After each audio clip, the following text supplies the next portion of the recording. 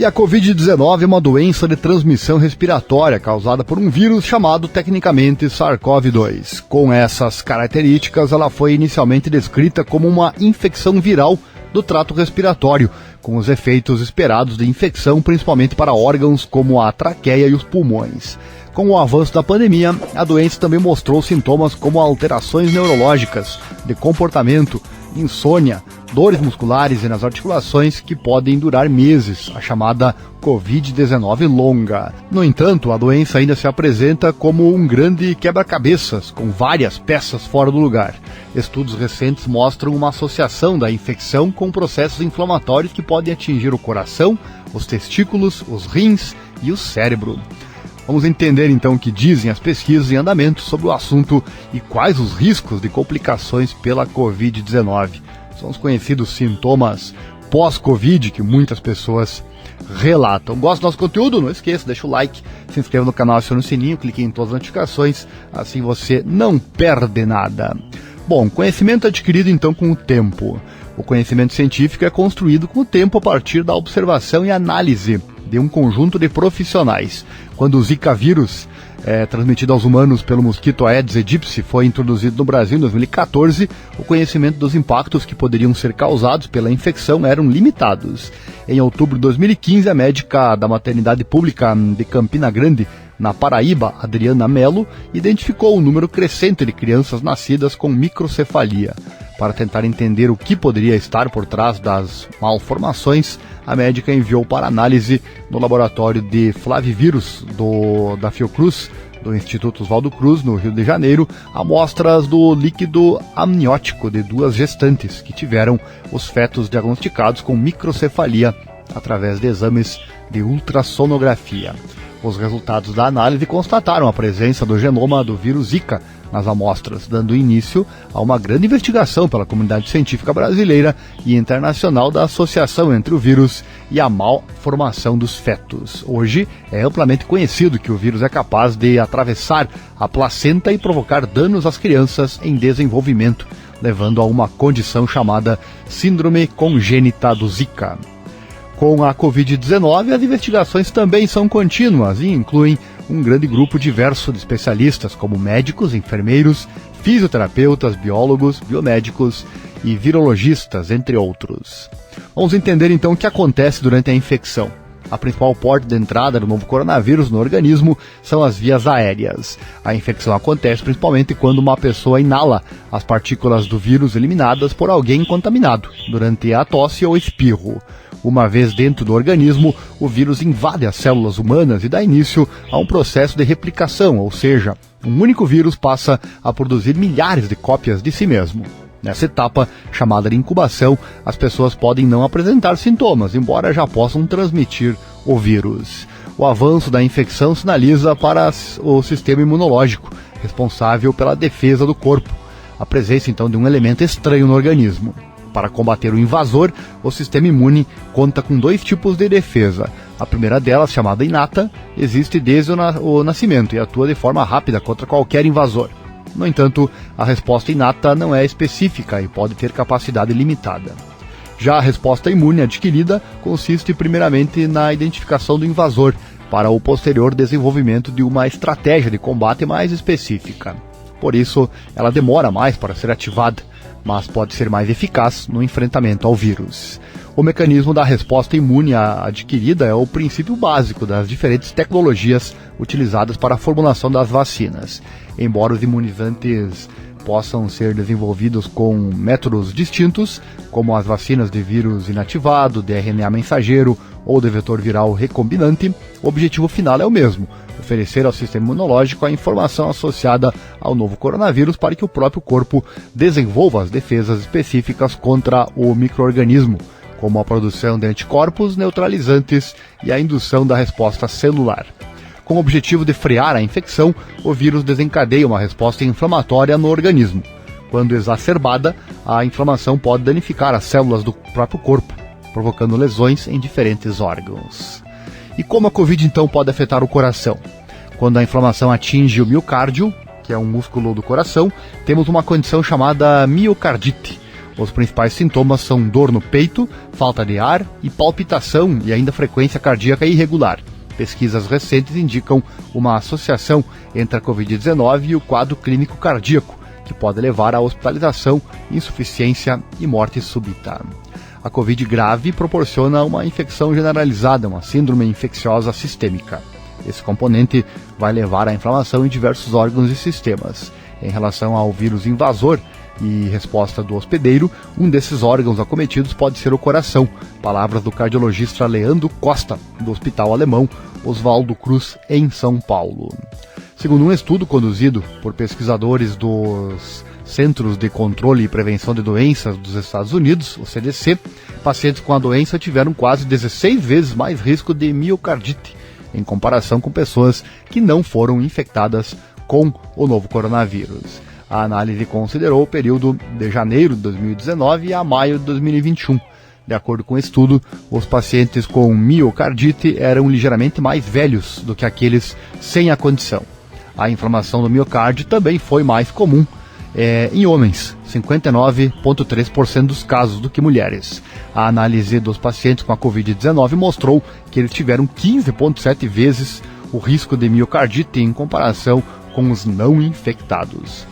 As taxas de risco variam de acordo com a idade, mostrando um maior risco para os extremos de faixa etária. Os índices foram 7 vezes para pacientes de 16 a 39 anos de idade, para mais de 30 vezes maior entre menores de 16 anos ou mais velhos do que 75 anos. Segundo o especialista do Hospital Alemão Oswaldo Cruz, pacientes que já apresentam alterações cardíacas estruturais tendem a apresentar um risco aumentado para a formação da miocardite. Todos temos chances frente a uma infecção. Nós não sabemos como o organismo vai responder frente à invasão do agente agressor, mas quem tem alteração estrutural já tem uma predileção maior para sofrer esse tipo de acometimento, palavras do especialista. Os autores do estudo do CDC destacam que o mecanismo exato da infecção pelo novo coronavírus, que pode estar relacionado à miocardite, permanece desconhecido. No entanto, ressaltam que a associação entre as duas condições clínicas seja provavelmente semelhante à ação de outros vírus. A miocardite pode desaparecer com a melhora da infecção, porém, alguns pacientes podem desenvolver quadros mais graves, como necessidade de internação. O diagnóstico pode ser feito a partir de exames de imagem ou mais específicos, como o eletrocardiograma, que indica alterações no funcionamento do coração. O tratamento consiste no cuidado da infecção principal, que levou à miocardite, como a Covid-19, com o uso de medicamentos sob prescrição médica, que podem contribuir para a regulação das funções do coração, além do repouso. O processo é aguardar e controlar as lesões de órgão-alvo, que podem ser diversas e contribuem para o prognóstico cardíaco isolado. Dependendo da alteração cardíaca, entrar com as mediações específicas que atuam na redução da mortalidade, palavras de Leandro Costa. O especialista ressalta que, na maior parte dos casos, os pacientes com a miocardite apresentam uma boa resposta ao tratamento, principalmente quando realizado de forma precoce. E os danos aos testículos podem ser silenciosos, olha só. A Covid-19 também pode causar alterações hormonais e inflamações nos testículos que podem ser silenciosas, de acordo com estudos produzidos por pesquisadores da Universidade de São Paulo. A pesquisa publicada no periódico científico Andrology mostrou que o novo coronavírus é capaz de invadir todos os tipos de células dos testículos, causando lesões que podem prejudicar a função hormonal e a fertilidade masculina. Para chegar ao resultado, os especialistas realizaram a autópsia dos tecidos testiculares de 11 pacientes com idades entre 32 e 88 anos que morreram devido a complicações da Covid-19. O estudo é coordenado pelos professores Paulo Saldiva e Marisa Dolrinkoff, da Faculdade de Medicina da USP. Vimos por micropsia eletrônica que o coronavírus invadiu todas as células do testículo. O vírus está presente nas células que produzem os espermatozoides, chamadas Sertoli, nas células que produzem testosterona, chamadas Leydig, nos vasos sanguíneos e no arcabouço, que dá suporte ao testículo. Palavras do pesquisador e médico andrologista o Jorge Halak, professor da Faculdade de Medicina e coordenador do Grupo de Estudos em Saúde do Homem do Instituto de Estudos Avançados da USP. As análises mostraram uma série de lesões que reduzem a produção de espermatozoides e hormônios. De acordo com o estudo, os danos estão possivelmente associados a alterações inflamatórias desencadeadas pela infecção. A queda na atividade pode estar relacionada a lesões e formação de trombose, que reduzem a oxigenação dos tecidos de estruturas onde os espermatozoides são produzidos. O médico Jorge Halak afirma que tem sido observado um aumento na procura por consultas médicas de homens que relataram problemas associados à redução na testosterona, como cansaço, irritabilidade e falta de memória. O que nós observamos é que muitos pacientes apresentam índices muito baixos de testosterona após a infecção, mesmo em pessoas jovens. A mobilidade de espermatozoides também é muito baixa, palavras do especialista.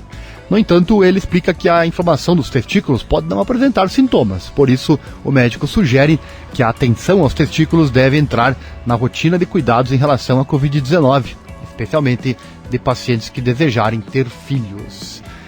Fizemos exame físico testicular nos pacientes e nenhum deles tinha dor. Todos foram assintomáticos, os que tinham a inflamação e os que não tinham. Não se pode esperar a dor para procurar um médico, ressalta ele. O tratamento da inflamação e da redução das taxas de testosterona varia de acordo com as condições clínicas de cada paciente. A reposição de testosterona em um paciente já afetado vai inibir ainda mais a função testicular. Os testículos têm mecanismos de reparação para voltar a produzir hormônios e existem tratamentos medicamentosos que aumentam a produção natural dos hormônios esteroidais, restabelecendo progressivamente a função testicular intrínseca do indivíduo.